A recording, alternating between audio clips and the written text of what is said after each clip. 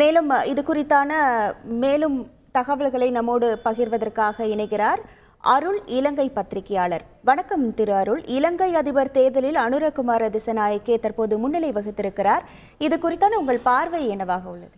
வணக்கம்.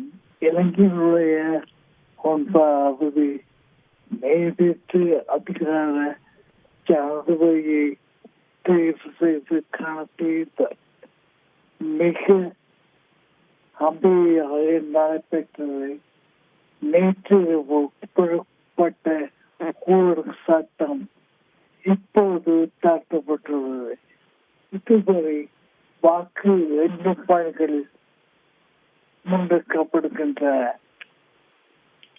குறிப்பாக இதுவரை வெளியான தபால் மூல அதே போல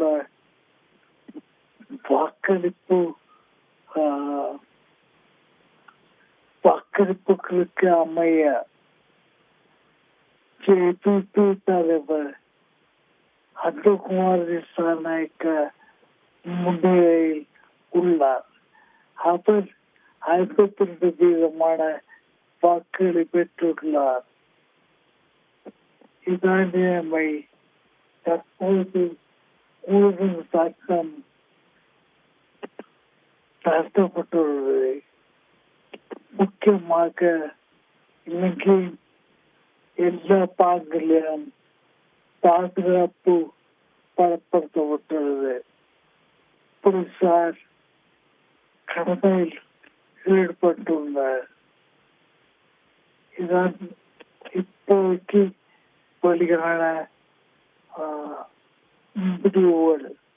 அனுரகுமார முன்னிலையில் உள்ளார்.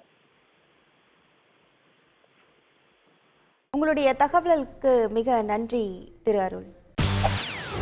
செய்திகளை உடனுக்குடன் தெரிந்து கொள்ள உடனே சப்ஸ்கிரைப் பண்ணுங்க.